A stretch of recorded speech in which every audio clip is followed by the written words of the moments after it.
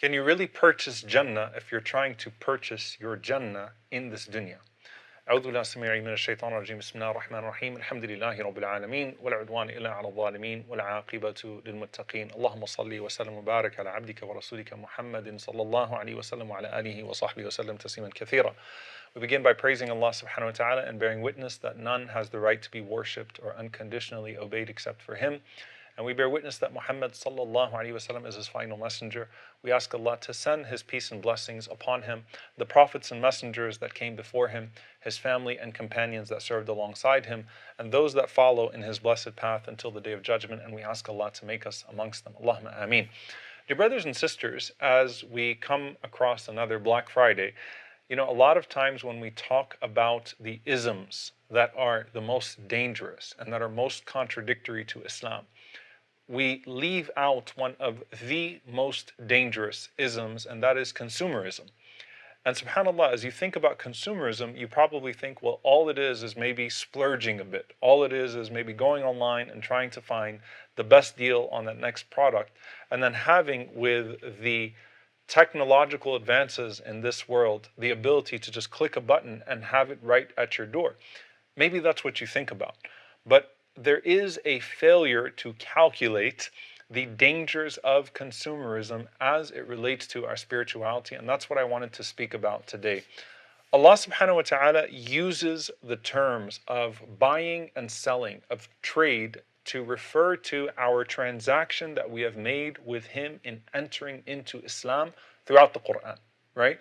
So Allah subhanahu wa ta'ala, as He speaks about those who have purchased, أُولَٰئِكَ الَّذِينَ اشْتَرَوُا الضَّلَالَةَ بِالْهُدَى. There are those that have purchased misguidance using the currency of guidance. And sometimes you have to visualize. Imagine a person walking into the marketplace of this world and they purchase dalala, they purchase misguidance. And what do they purchase it with? Guidance. And you might think to yourself, well, who actually does that? Well, when a person goes to a place or puts themselves in a compromising situation, and in the process they compromise their Islam and they instead have an intake of something other than al-Islam, they are purchasing misguidance for guidance. And you see this, subhanAllah, especially where you'll find people that will sell their religion for so cheap. They'll sell their principles, and in the process, they will earn the displeasure of Allah subhanahu wa ta'ala, and they will earn deprivation in this life. Allah Azza wa Jal mentions, وَالْعَذَابِ بِالْمَغْفِرَةِ, that they're those who take the forgiveness from Allah subhanahu wa ta'ala, and they purchase the punishment of Allah subhanahu wa ta'ala when they choose a sin intentionally and with a degree of intensity that shows that there is a disregard for Allah subhanahu wa ta'ala. Or when Allah subhanahu wa ta'ala mentions, al-hayat ad-dunya bil-akhirah. Right? There are those that purchase this world, and what they put in that purchase, what they enter as currency, is everything that Allah subhanahu wa ta'ala has promised of Jannah. Now think, on the other hand, when the Prophet sallallahu alaihi wasallam entered into Medina, and they entered into a covenant with the Prophet sallallahu alaihi wasallam, recognizing that as they enter into this covenant of belief, and as they enter into this covenant of protecting the Prophet ﷺ, who is a refugee, who is on the run, who is a targeted and marked man, and in the process they're going to lose all notions of safety that they have in this life. When they asked the Prophet ﷺ what they get back in return, he said, Al-Jannah, and they responded and said, Rabih al-Bay', that it is a profitable transaction. Allah Azza wa Jalla says, Inna Allah ashtara min al-mu'minina anfusahum wa amwalahum bi anna lahum al-Jannah. Allah has purchased the believers, their selves and their wealth, and as a result, they have Jannah. So Allah uses these terms of trade constantly to say that we are in a transaction with Allah subhanahu wa ta'ala, and a believer has to see themselves as trying to purchase more and more and more of Jannah, more and more of Allah's pleasure. So think about it on the other side. How do I purchase guidance? How do I purchase Allah's forgiveness? How do I purchase the akhirah instead? What's the currency that is required so that I could purchase those things constantly and seek more and more and more? Because just like if you had unlimited wealth and you had no principles governing that, you'd never run out of things to go buy online, right? And to Allah belongs the greatest example. There is no shortage of real estate in Jannah, and there is no shortage of currency to attain that real estate and to attain Allah subhanahu wa ta'ala's pleasure. And Allah Azza wa Jal wants you to orient yourself in a different way towards where you are seeking more and more and more of what Allah subhanahu wa ta'ala has put in front of you. And this life, where a person feels like, you know what, I can purchase my happiness, or I am entitled. You'll find that many of those who speak about the philosophy of consumerism will say that there's an entitlement to gratification. I deserve, by virtue of having this money, I deserve to be treated in a certain way. I deserve to have access to certain things, and therefore I will purchase and buy and buy and buy. And maybe I'm not thinking about what that could actually lead me to and what harm that could actually cause to myself and to other than myself. And subhanAllah, you'll find that Allah Azza wa Jalla uses the word israaf, wastefulness. Wastefulness in terms of extravagance of purchase, and wastefulness in terms of sins. Allah Azza wa Jalla mentions, قُلْ يَا عِبَادِيَ الَّذِينَ أَسْرَفُوا عَلَى أَنفُسِهِمْ لَا تَقْنَطُوا مِنْ رَحْمَةِ اللَّهِ. Allah subhanahu wa ta'ala mentions that there is a notion of those who waste away in sin. And in that process, they are extravagant with themselves. They're extravagant with the sins that have been put in front of them. There's also a notion of the ethics of consumerism, the ethics of what you purchase. And subhanAllah, what you'll find is that there are unethical purchases and there are unethical pursuits of purchase. What does that mean? You go and you tell someone to boycott something for the sake of Allah subhanahu wa ta'ala. Right now, there is the boycotting of the products that benefit the Zionist occupation of Palestine. Someone's like, yeah, but at the same time, like, I'm going to have to sacrifice my comfort. I'm going to have to sacrifice this drink that I really love. I'm going to have to sacrifice this thing that I really love watching. I'm going to have to sacrifice this thing that, I'm enjoying wearing, whatever it may be. And you think about the message that you are sending, right? Clearly in that, there is a diminishing of your spirituality in the process. And if you want to get even bigger in terms of ethical consumerism, think about the Uyghurs and those that are being enslaved by the Chinese at this point, and what they're being put through in their slave factories to make the clothes that we wear and to put forth the items that we consume regularly, right? If a person becomes accustomed to israaf, if a person becomes accustomed to wastefulness and extravagance, then they might find themselves in a situation where they just don't care anymore. And in the process, you are becoming a monster. At the same time, so there's unethical purchase, there's unethical pursuit, and what you're going to do to reach those things. And when we talk about the love of this world, a person can find themselves in a situation where if they fall in love with the dunya too much, then what they're going to do is they're going to use everything that they have in front of them to reach that thing. And so first, it's an uncontrollable desire. And then, you know what? I really want this, and so I'll engage in a riba. I'll engage in interest and usury. And what's the big deal if I engage in interest and usury? Because I really want this thing, and you know what? It's okay.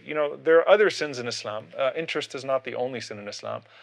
But then, what that's going to lead to, once you've entered into this transaction of being willing to sell your principles to attain this thing, what that's going to lead to is, well, what if I have to cheat this person in order to get that? What if I have to rob this person? What if I have to be a little bit dishonest and deceptive with this transaction so that I can get more and more and more and more? And so the pursuit eventually becomes predatory as well. And by the way, the interest system is predatory as a whole, but let's put that to the side. The pursuit becomes predatory. And so initially, your desires are getting the best of you. You just want more and more and more of this dunya. At some point, though, you're going to be willing to trample anyone in the pursuit of what you want of more and more and more of this dunya. Now I want you to think about this narration. It's narrated to the Prophet ﷺ, and some of the ulama, many of them in fact, find a weakness in the chain, but every scholar will say that the meaning of this narration is indeed authentic. حُبُّ الدُّنْيَا رَأْسُ كُلِّ خَطِيئَةٍ. That the love of this world is at the heart of every single sin. That if you love the world too much, then that is going to lead you to a path of destruction one way or the other. It is at the root cause of every sinful disease that we have. It is at the root cause of every path away from Allah subhanahu wa ta'ala. Loving this world too much. And consumerism puts you in a situation to where you think that you can purchase your happiness. And as Muslims, we learn that our happiness comes from enslaving ourselves to Allah subhanahu wa ta'ala, and true liberation comes from engaging in that servitude of Allah subhanahu wa ta'ala and trying to gain more and more and more of the good deeds that are ahead of us. Instead, I want you to think about how far it can go in terms of changing yourself. Consumerism doesn't just turn you into an uncontrollable customer or a customer who won't stop at anything. Consumerism also can teach you that purchasing a version of yourself is possible, that you can remake yourself in a way that is completely in opposition to what Allah subhanahu wa ta'ala made you and how Allah subhanahu wa ta'ala has determined your role in this earth. And if you go down that path, then you start to turn yourself into your own God. And this is أَرَأَيْتَ مَنِ اتَّخَذَ إِلَهَهُ هَوَى. Do you see the person who has turned their desires into their God? Your idol actually becomes yourself. And so do you means buy you, means spend money so that you can become the version of you that you want to be. Forget about everyone else in the process. Forget about the effect that's going to have on society. Forget about the effect that's going to have on your hereafter. Just keep on buying into this remaking of yourself. And in that process, you are going to continue to forget Allah subhanahu wa ta'ala, because you will make yourself the biggest pursuit of yourself. And if you start to look at every single ism that is out there that takes us away from Allah subhanahu wa ta'ala, at the root of it is the inflation of self. It's not just the inflation of product, it's the inflation of self. You try to make yourself bigger than God. You try to make yourself bigger than God's purpose for you. You try to make yourself bigger than law. You try to make yourself bigger than anything else that Allah subhanahu wa ta'ala has prescribed. And in that pursuit, in that process, you end up wrecking yourself and wrecking everyone else. Coming back to how Allah subhanahu wa ta'ala treats this, Allah subhanahu wa ta'ala says, redirect your pursuit. Allah subhanahu wa ta'ala teaches you to redirect your sense of competition. Allah subhanahu wa ta'ala directs you to this idea that by putting yourself in a place of being content with the blessings that Allah has given you and pursuing His higher reward, that you will end up having the happiness that is sought in everything else and more. Because Allah subhanahu wa ta'ala will fill the void in your heart that other people try to fill with products. And so we ask Allah subhanahu wa ta'ala to make us a people that are pleased with what He has given us in this dunya, and that are attached to the akhirah, and that are seeking more and more and more of the hereafter, so that we do not become amongst those that are called or that are under al-hakum wa-takathur, those that are ruined by their pursuit of quantity. We ask Allah subhanahu wa ta'ala to make us a people that seek the best of this life and the best of the next through pleasing Him. رَبَّنَا آتِنَا فِي الدُّنْيَا حَسَنَةً وَفِي الْآخِرَةِ حَسَنَةً وَقِنَا عَذَابَ النَّارِ اللهم آمين. جزاكم الله خيرا والسلام عليكم ورحمة الله وبركاته.